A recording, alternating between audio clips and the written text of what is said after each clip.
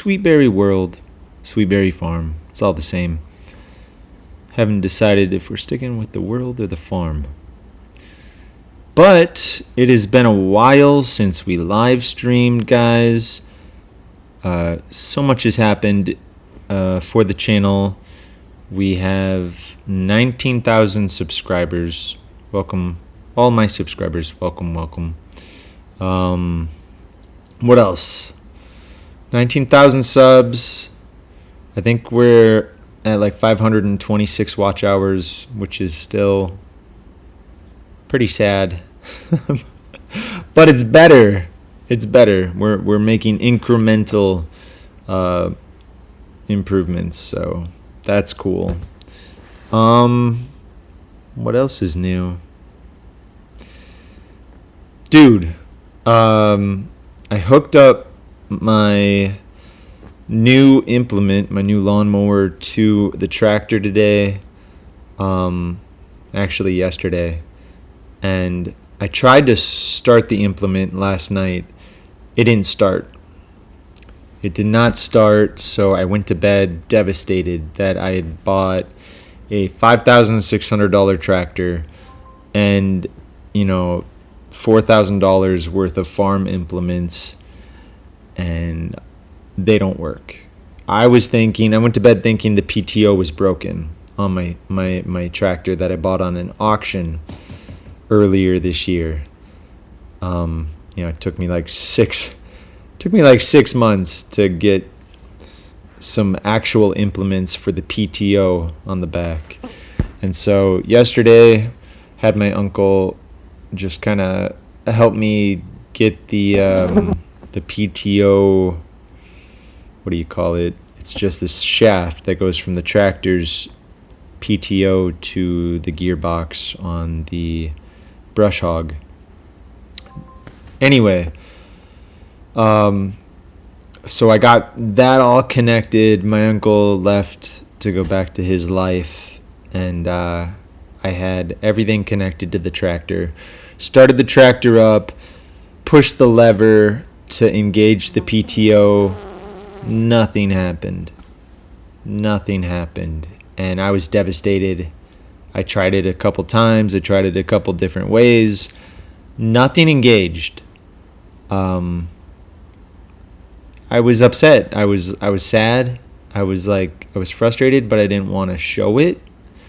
I mean, it was at the end of the day, but I was just thinking to myself, like, oh my gosh, did I just spend $10,000? I was like, you know what? I'm going to try it again. I think it's broken. It didn't work yesterday. I didn't try it the wrong way yesterday. I did everything you're supposed to do to see if it would engage or whatever. And it didn't work. But, a new day. So I went out there this morning and I engaged it. It didn't work. I had Bella, my daughter, stand there to see if the PTO shaft was spinning. Nothing. But then magically, I just kept trying it. Magically, it engaged. And all of a sudden, I was cutting grass. And cutting grass 4 feet wide. I had been using a push mower that's 21 inches wide, electric, battery powered, for 3.5 years, almost 4 years. In 18 days, we'll have been here for 4 years. So 4 years later, I have something to cut grass that is powerful and massive and big. It's not like a finish mower where, I can cut my normal lawn. But if my lawn is 2 feet high because I haven't cut it for a month, I can, go over it with this brush hog on my little subcompact tractor. But I can cut my fields. I can maintain my fields. And, once I cut down the grass, that can go back and create soil. So hopefully, anyway, and I can cut trails and stuff. So that's cool. My kids like to get out there and go for little nature hikes and stuff. So anyway, I went out across the river. We have 9 acres of land across the river. The only way we can get to that side is like going out to the highway, crossing the bridge, and dropping down into the field. So I drove the tractor over there, and I swear I cut an entire mile-long trail, and I even started cutting the grass to make like a field where I could plant fruit and vegetables and whatever. I did it all in an hour, and I have done the exact same trail in the exact same field in previous years, and it has taken me days. It has taken me like 20 hours to do what I did in 1 hour, and it's just like, oh my gosh, now I have a tool that can save me time. It doesn't save me money, but if time is money, which maybe having a YouTube channel, if I can figure out making good content, which this live stream is not, it's just me talking about my day, but if I can figure out how to make like videos on YouTube and turn it into a job that pays with the ad revenue that YouTube gets with their ads and stuff, then this $10,000 investment in like equipment to manage my farm would pay off. Like, anyway, like I cannot describe just the life-changing event that took place today on the farm. So now I can maintain like my fields, I can cut trails, I can get to places without walking through 6-foot high grass. Gee whiz. Like, I think I just bought myself so much time, as long as the equipment doesn't break down. And it could break down, so I need to like make sure everything's tightened and oiled and lubed and whatever the heck. I just need to make sure, now that I know it works, before I run it again, I need to just make sure that everything's solid and oiled and stuff, and I got to check my dipsticks, and I do not want my $10,000 investment to just break down, because it is so beautiful having a tractor and an implement that works. And I still need to hook up my new tiller, so I can, kind of bust some new ground for gardens and stuff. But cutting down tall grass is like step number 1. And then I'll probably go in there with my little electric push mower and get it closer to the ground. And then I can come in with my tiller and just... But then you kind of want to add like compost and stuff to build the clay. And so I got to get compost in there, and then I'll have some beautiful gardens. But that was really good news today, and I didn't catch any of it on film, so that's not going to make like a video. I mean, it was video worthy. If you're like watching any of the long form content from like 4 years ago, like today was like a life-changing event, and I didn't have my camera rolling because I was just so excited. Like, I didn't... Screw YouTube, forget the content. I'm just... My gosh. Like, last night I thought the tractor was broken and I wasted all this money, and there's no way that I could return my $4,000 worth of brush hog and tiller. But then, like this morning, it started working magically. I didn't do anything different than I did last night. But like the third or fourth attempt, it worked. So, yeah, life-changing day for my farm. I'm still under the gun. There's still a deadline that I have to accomplish. I need to go to the farmer's market one time in the next month and sell something to stay a member of one of the largest farmers markets in the United States. I think it is the largest producer farmer market, like where you actually have to grow the merchandise. There's a lot of other farmers markets that are probably larger, but I think you can just like buy bulk stuff from other farmers and like sell. So this is like, I grew it myself, the largest farmers market in the United States. And to be a member for next year, which should be a better year than this year, because my garden really didn't produce a lot. So anyway, I need to figure out what I'm bringing to the farmer's market. I need to buy a scale that is certified by the state or the city that the farmer's market's in. I need an awning, but I need to buy specific weights. So I'm probably going to go there without an awning and get rained on or something. I don't think I'm going to bring an awning. So I won't look like the most professional stand there, I suppose. But I could bring tables. I think I have garlic to sell.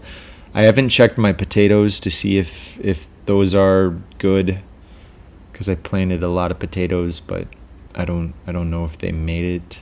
I have zinnias, so I can sell flowers. I don't need a scale if I'm not selling by the pound. So like for garlic, maybe I sell it in cloves of 3 for $2. I don't know. It's probably more valuable just to keep my garlic and plant it for next year. But we'll see. I haven't even harvested anything. I'm going to spend like $200 to go sell at this farmer's market one time, because I'm driving 180 miles round trip from my house to get there. That's gas, wear and tear on my vehicle. Then I also have to pay a fee to set up my stand. I forget how much that is. Like, was it $50, $75? I don't even know. Then I'm probably going to have to pay for parking somewhere, because it's a big city and parking is not free. So there's that. So I'm probably, and I already spent $150 to be a member this year. So, unless some miracle happens and I'm able to make about $300, I'm not going to even break even. But I ensure that I'm able to sell something next year. Because if I don't sell one time at this market, my membership's done, and I have to go back on a waiting list to even dream of selling at this place. So yeah, I might as well label my farm stuff like the failing farmer. Like, I might as well just start a YouTube channel called The Failing Farmer. And I'm not joking. Yeah. I am not the most successful person when it comes to the world of business, but I think I can get it rolling once I figure out how to sell stuff. Right? Maybe. I don't know. We'll find out. So anyway, that's like an update on my farm stuff. Like, I got the tractor working with a brush hog.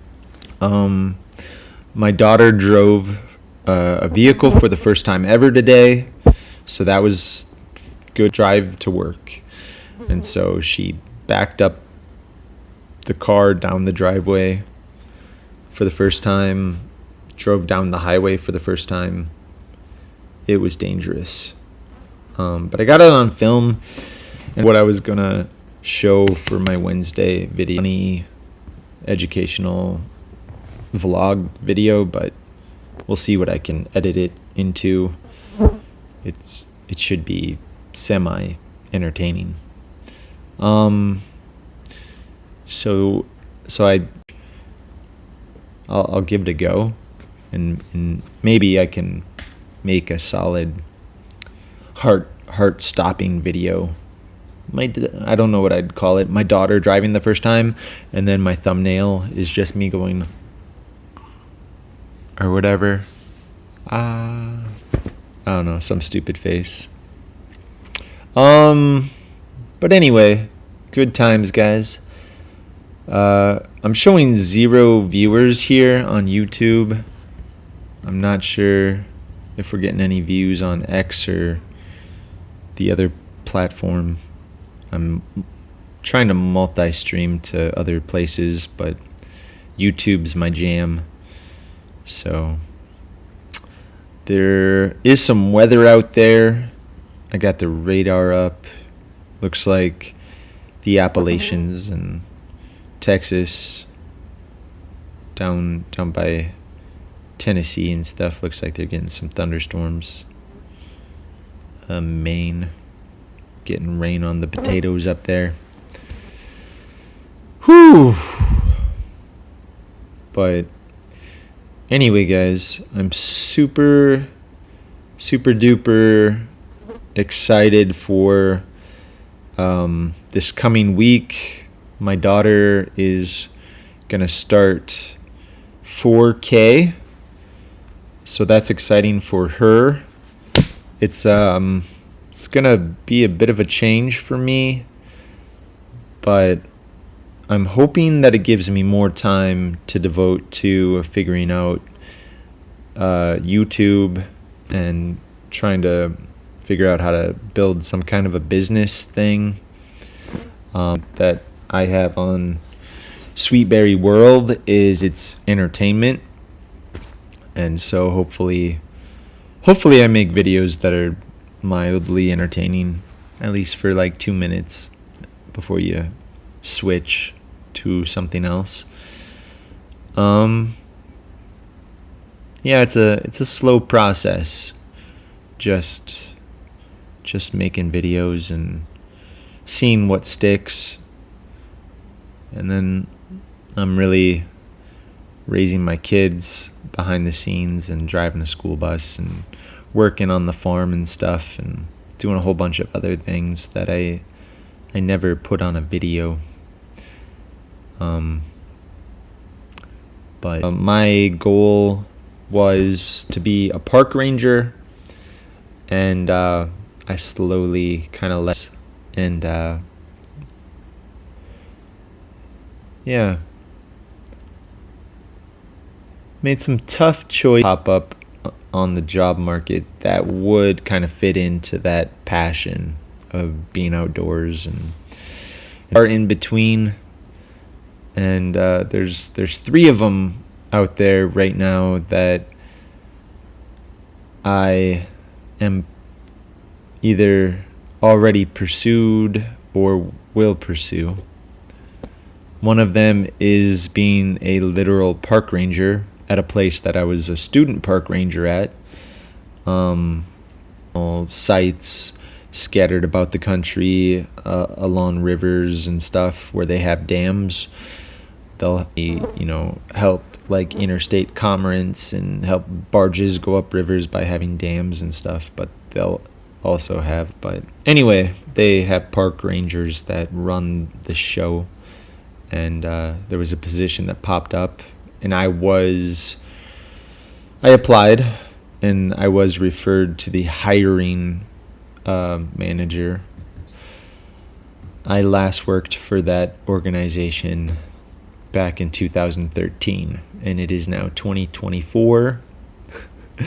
And even though I have 2 degrees, maybe 3 degrees from college that directly relate to the position, and I graduated with honors, and I did a college intern. Hiring personnel guy is probably and then subsequently offered me the position. I'd take it in a heartbeat. Number one, it makes for a cool life story, that I had so much perseverance that 11 years later I was still applying to get a full-time position. Like, I don't know if you guys know anything about getting jobs with the federal government, but they don't give full-time positions out very easily. You kind of have to know somebody and be buddies to get the full-time position. Plenty of part-time seasonal work, but to get a full-time position, you really need to be special, be part of the club, kind of. Not always, but that does seem like the vibe, especially to get like a full-time national park position. It's challenging to break in. You gotta have several seasonal positions and stuff, depending on who you are, before you get a full-time. And a message saying that I could get an interview, and then if a miracle happens, maybe they offer me that position. I sacrificed a lot to be a student park ranger. My twin boys were just born. I had just graduated college, basically, but I had to do an internship to finish up my degree. I worked there for like almost 6 months. I didn't have a place to live, so I was camping on an island, and then, paddling across the river to get to work every morning, taking showers in the camp shower building or whatever, where all the other campers were doing that. Sometimes I would live in my car if there was a storm or something, and then I'd drive back to spend time with my family, with my little boys and stuff. I mean, they were living with my mother and father-in-law and my wife at the time. That was 2 hours away from the job. So, I mean, I sacrificed a lot, and I worked. I even worked longer than I was supposed to. They offered me a few extra weeks, and I took it. So I feel like, I deserve an interview, so hire me. Like, that doesn't translate. But I feel like there's a lot of, it really able to make a connection, depending. I don't know. There's another position that's with, like, an organization that wants to protect wildlife, and, my passion, nature and stuff. So I haven't applied for that one, but it's on my radar. What else? Oh, another position where I can be an education coordinator for a big nature preserve. And I don't know. I read the job description and it looks scary. Curriculum.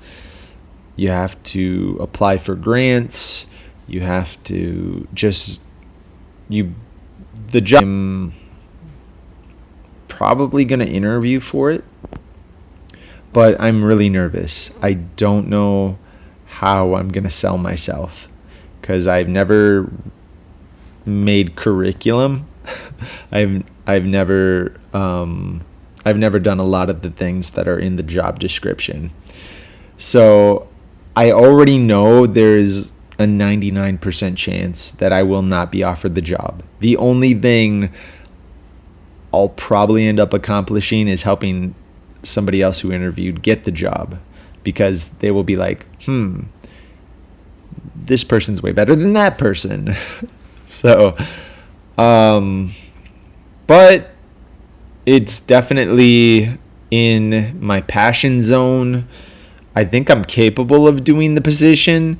I'm just going to struggle. Like, I'm going to have to learn a lot. I'm going to have to devote a lot of time and energy to get in the zone, to go from a stay-at-home dad to somebody who's, like, super professional and, like, getting grants and interacting with, like, the president of the United States. I don't even know, man. It looks like the job description is 4 solid full-time jobs in one.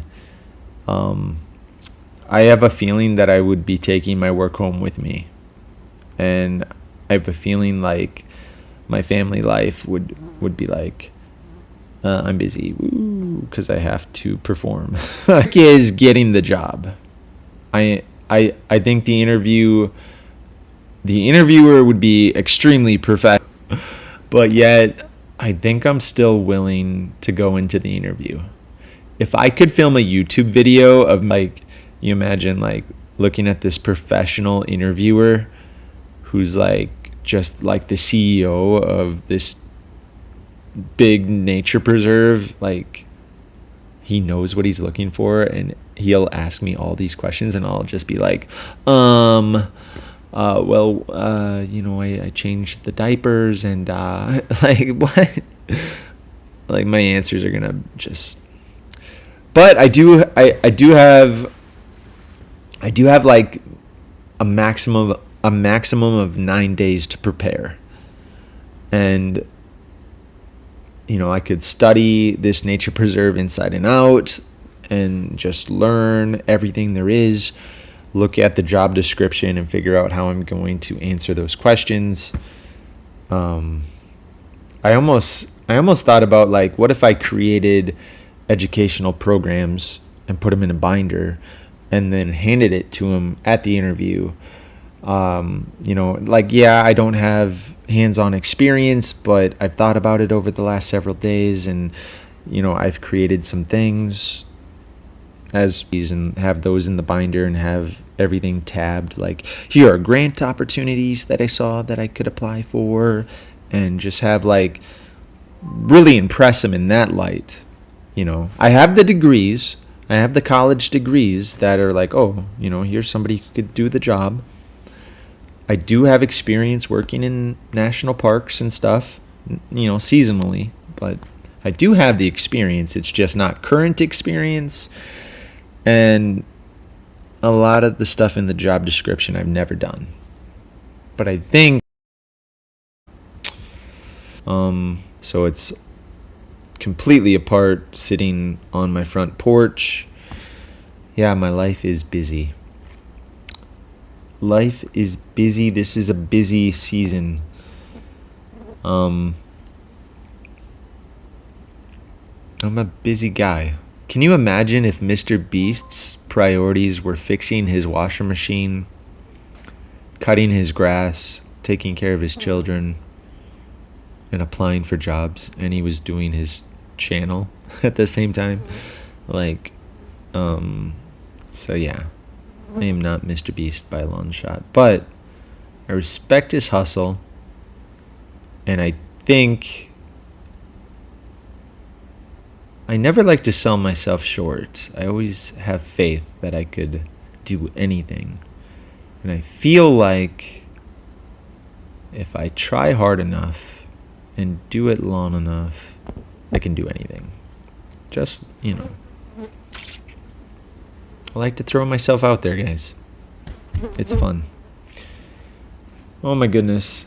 That's all I got. Just kind of a talking head live stream, updates about the farm, my life.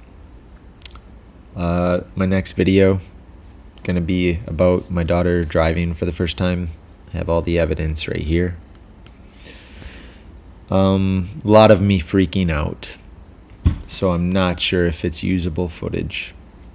I'm not sure if I can make it funny, because it is scary. She scared me today, and I'm gonna let her drive tonight in the dark. I don't know if that's a good idea. I really don't. She could not go the speed limit at all. I had to take over so she could get to work on time. I think she drove like 7 miles over the course of 25 minutes, on a highway that is a 55-mile-an-hour highway. So I don't know what her average speed was, but I know people were passing us, and it was probably dangerous for them.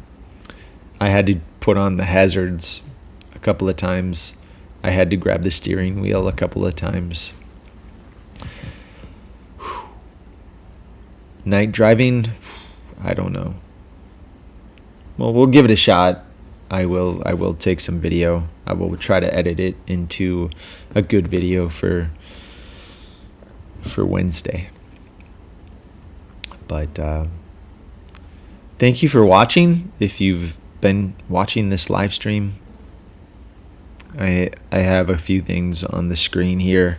One is Adobe Premiere Pro, where I'm going to be editing. So hope it wasn't too much to look at for you. Subscribe, hit the notifications, like, comment, and let's make this channel more than just me talking. I want to see what you say and give ideas about videos that you want me to make and things you want me to talk about, and tell me about your life and say hi. I'm going to take a nap before I go pick up my daughter at 9:30, and this could be my last video. This could be my last video, guys. I don't want it to be, but I am teaching my daughter how to drive. So wish me luck, and we'll see you on the next edition of Sweet Berry Farm. Berries are sweet. I hope I can taste some in the future, and life is way sweeter. Bye-bye. I mean, we'll see you on the next video. Oh, wait, right here. Wait. Right here, there's a video recommended, I think. They usually recommend a video. Wait, on this side, right there. And then you can subscribe right here.